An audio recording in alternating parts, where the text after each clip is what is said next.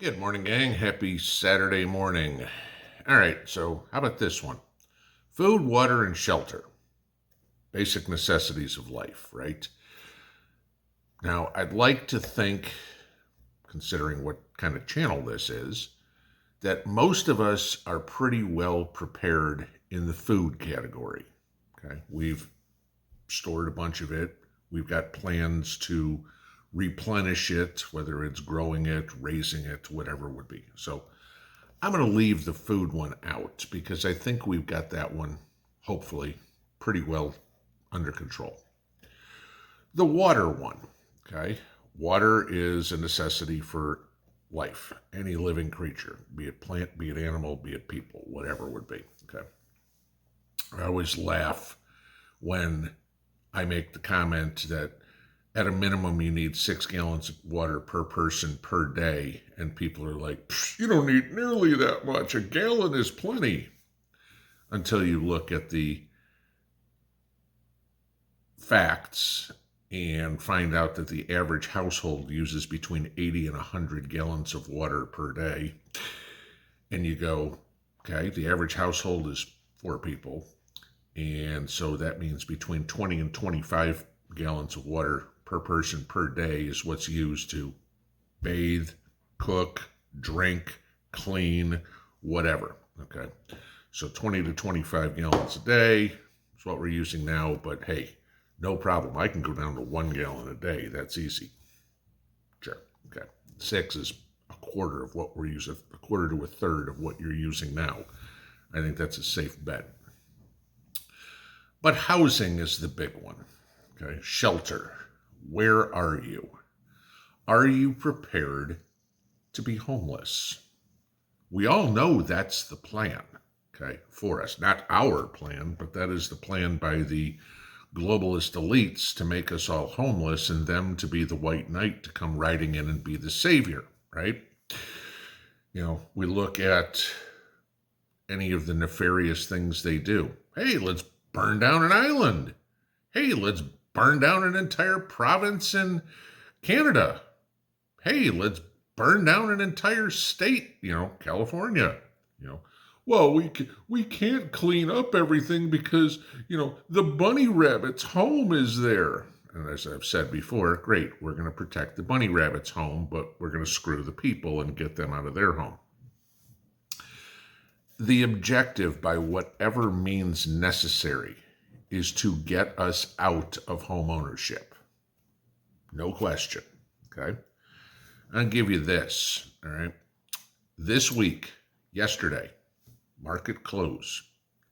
Take a look at this. Look on the bottom where I circled. This is today. Okay. For today, Saturday, August 19th, 2023. That is this morning. Okay. The current average 30-year fixed mortgage interest rate is 7.6, rising 14 basis points over the last 7 days. Great.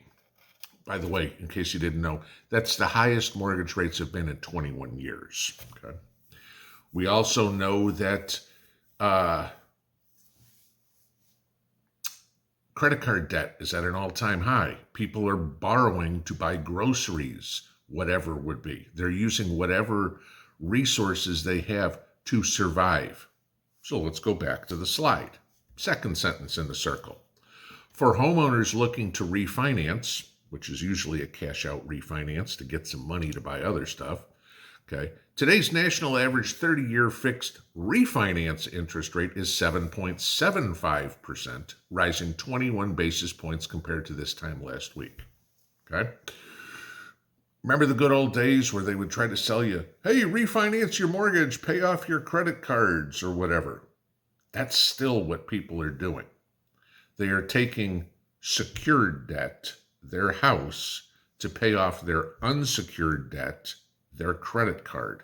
Granted, mathematically it makes sense. Why wouldn't I shift my money from a 21% rate credit card and pay it off at a 7.75% housing loan? Gee, I saved 13.25%, right?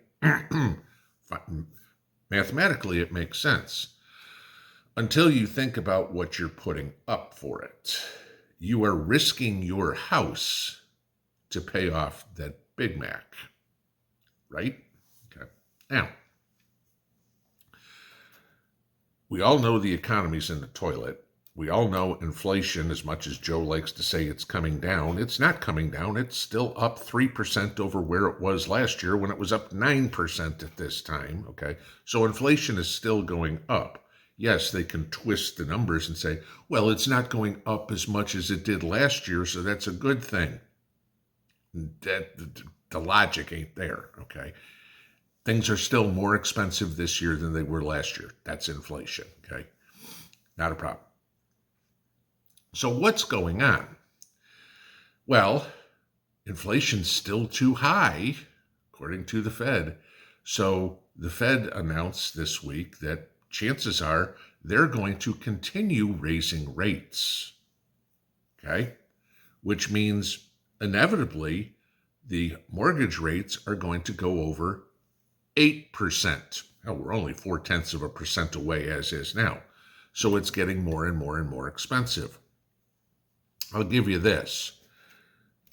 Teachers, okay, we hear about them all the time, what their salaries are. I mean, it's every year. Teachers need to be making more money. Start teaching and start indoctrinating, and maybe we'll talk. Okay. But give you this. On a teacher's salary, only 12% of teachers can afford to buy a house in the school district in which they live. Okay? Just giving you that. 1 out of every 8 teachers can afford to buy a house. So that means the other 7 out of 8 are living in an apartment. I'm no doubt betting there's a boatload of you guys that live in apartments too. Okay? Here's the problem. Houses are getting harder and harder and harder to buy. As I told you guys before, if you bought a house in 2020, $250,000 house, or if you bought the exact same house today, your mortgage is over $1,000 more a month for the exact same house just because of the interest. And again, do the math on it. Over a 30-year mortgage, that means you're paying an extra $360,000 for a $250,000 house than you were 2.5 years ago. Okay? That's why I said back then, if you're going to buy something, buy it now. So what happens when interest rates keep going up like this? Okay, you go, well, I live in my house. It's the mortgage is, I've got a 3% mortgage or whatever. Cool, good start. So question, when interest rates keep going up, the company that you work for, okay, how do they finance whatever product that they make, build, create, whatever is? Chances are with a line of credit from the bank. Those go up too. So now your company is going, crap, we got to pay more to get the raw materials to make the product that we have. Where can we cut cost to pay for the materials? Because if we don't get the materials, we're all out of business, okay? And trust me, the guy sitting in the corner office upstairs is not looking at going, how can I put myself out of a job? Okay? It's probably not, in some cases, especially if you're talking about big companies, probably not overly concerned about your job.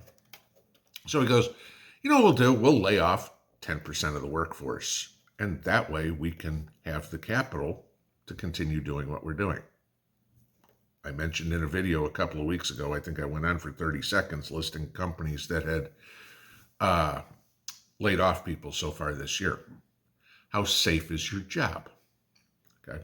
Now, when we have 69% of the country, better than 2/3, living paycheck to paycheck, if you're one of those 69%, that means you can't make your rent payment, your mortgage payment.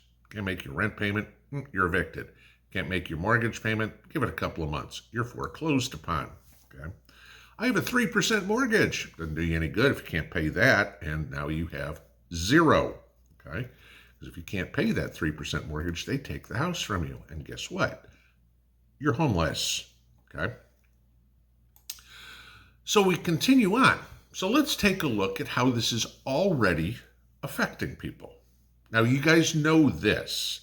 that Tennessee is one of these states where all the New Englanders, the people from Chicago, the people from the West, it's one of the states where people are moving to, right? Lucky us. Hopefully they're conservatives that are moving here because we don't want any of the libtards. So I looked this up this morning. And the website that I checked this out was foreclosurelistings.com. Okay, so if you guys want to go look in your area, you can kind of get an idea. Now, the county I live in Tennessee here, out in the country, has 19,000 people. It's not a big county. So if we take the average household size, which is 4, okay, divide that out by how many people, that means there are approximately 4,750 houses in my county. In looking at the website this morning, there are 59 houses right now in foreclosure. 28 that have been up there for a little bit, okay. 31 that are new foreclosures. 59 into 4,750 means 1.2% of the homes in my county are in foreclosure. It means better than 1.2 people out of every 100 are homeless. Want to be in that list? Probably not. Okay. Did they have a plan? Where do they go? Oh, gee, we're going to go move in with grandma. We're going to go move in with mom and dad. I'm 57 years old. Okay. Grandma ain't around anymore. Mom and dad ain't going to be around anymore. Not that I talk to them anyway. Okay. I don't have anywhere to go like that. Okay. The last thing I want to do is be 57 years old living with my parents. Betting a lot of you guys are probably in the same boat. Okay. So what are your plans if you lose your job, if you lose your house? Very possible. This is the goal, remember? Okay, to get everybody out of the house. So the elites, whether it's Vanguard, whether it's BlackRock, whether it's Bezos, whether it's Larry Ellison, whether it's whoever, it's the state, is to come in and buy all the property and move you into 15-minute cities. Okay? Big story this week. You guys know Oliver Anthony, okay? The guy in North Carolina or Virginia, one of the two, I think it was. He lived in both. Wrote the song Rich Men North of Richmond, right? That one. We all know the story on this one, heard the song, whatever. There's an interview he did the other day. Okay, I want to read one line to you. This is his thought. Okay, in 2019, I paid $97,500 for the property. I still owe about $60,000 on it. I'm living in a 27-foot camper with a tarp on the roof that I got off of Craigslist for $750. Okay? That's his plan. Personally, I mean, you go, oh my God, camper with a tarp over the top. It's his. Okay? That camper, even if he lost the property, he can go put somewhere else. He's got somewhere to go. Smart move. Where do you have to go? If you live in an apartment, I tell you this, you're screwed. Okay, at least right now. Because landlords have no problem raising rent. Nobody can afford houses. Guess what they're doing? They're renting. Supply and demand. What does that mean? They're going to raise the rates on apartments up and up and up and up until they price you out, because whoever's got the most cash is the one that's going to be taking the shower in your bathroom next month. Okay, if you're the one with most cash, you are. If somebody else has got more, guess what? You're gone. Okay, easy as that. So what do? Well, you take a look at what you can do to protect yourself. Can you find a small piece of land? I don't care if it's empty land, okay? I showed you guys one of these little yurt type houses that you could put up on a piece of land. Oh, maybe that was about a year ago, something of the sort. Okay? There's all sorts of different ways you can build some sort of structure. Okay? Even if you just have the land right now. Okay? Everybody goes, well, but land is expensive. There are countless pieces of property around here. $10,000 for an acre. How many of you guys live on an acre of land now? Okay? Just saying. I'm betting a lot of you guys do. Betting a lot of you don't. Okay? So you could find an acre of land for $10,000. You go out to Arizona and find an acre of land for $1,000. Do you have any? Do you have somewhere to go? So let's say they don't cripple you financially. Well, they're going to do something else. They'll figure out that they're hell-bent on figuring out a way to get you off your property. So Vanguard and BlackRock and everybody can take that land from you, own it, and then rent it out to whatever they want. Or unless, of course, you're in New York City and give it to a bunch of illegals. But what is your plan? I know a lot of people will come up and say, well, gee, you never really own your land. I hear this every time I talk about property. You never really own your land, property taxes, yada, yada, yada. I get you, okay? Maybe you need to go read your state constitution and see what your options are on property tax. Tennessee has it in the state constitution that property tax cannot be raised more than 2% a year without a vote by the people, okay? Just saying. So no, they can't come up and say, we're tripling your property tax this month. Sorry, it's against the state constitution. You can't do it. Okay. Simple stuff like that. Maybe pay attention to what's going on, what the laws are. That'd be a good place to start.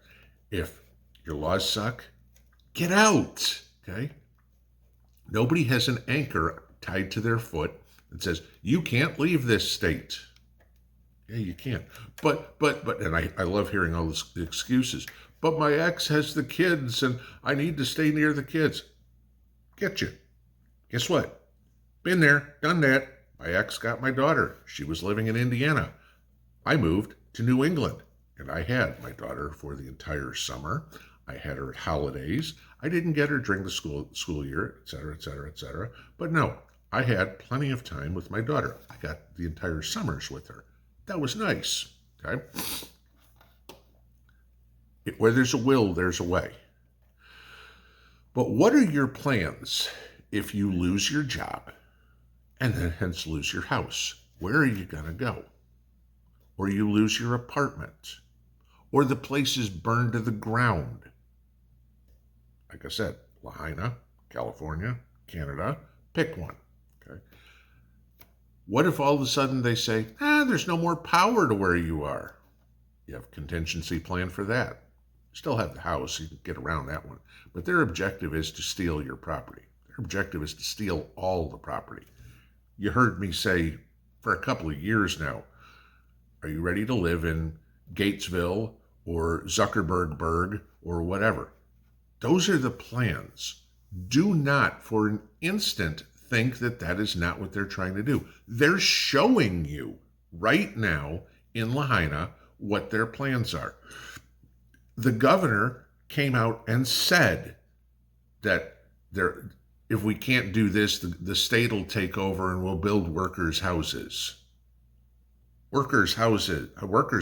This is how he put it. Really? Who are they going to work for? Well, that would be the state. Oh, and it's going to be state-run housing. This is the plan, guys. You have to have the foresight now to do what it's going to take to prevent yourself from being a prisoner in a 15-minute city where you are the serf to the overlord that watches over you. How many times have you heard me talk about feudalism? That's where we're going back to. Go back to the Dark Ages and the king and the peasants and everything. What was, the Monty Python movie, was it, I can't remember, it was maybe History of the World or something like that. I mean, the old one had Billy Crystal and Carol Kane as near the end of the movie, okay? That's what they're talking about getting to. You'll be living like a hobbit. Hey, here's a cave we can move into, honey, because that's the only way we're staying out of a 15-minute city. Do what you can now. Start looking. Foreclosure properties, Sheriff sale properties, take a look at them. Maybe you can find something cheap. Buy cheap land, hey, go for it. Maybe you can get something that even if you have a parcel of land, there's somewhere to go. Okay, you've got a backup. I'll give you another idea about a small parcel of land. How many times have we all said, never store all your preps in one place? Your house burns down, all your preps go too. Everything. You got a second place, okay, got half of it here, half of it there. Okay? Unless both place burns, at least you still have something. Land is something that they ain't making more of. If you can get a small piece, 10 minutes away, an hour away, whatever it is, grab it. But the Fed is hell-bent on raising rates far enough to keep people out of the housing market. The government is hell-bent on getting you kicked out of your house. Okay? What'll inevitably happen with the housing market is the prices are going to crash, just like the stock market is going to crash. Okay? Because everything's going to get overheated. Nobody can buy. Nothing can happen. It gets stagnant. We need that constant moving to keep a housing market alive. All right? Worst case scenario, bank some cash.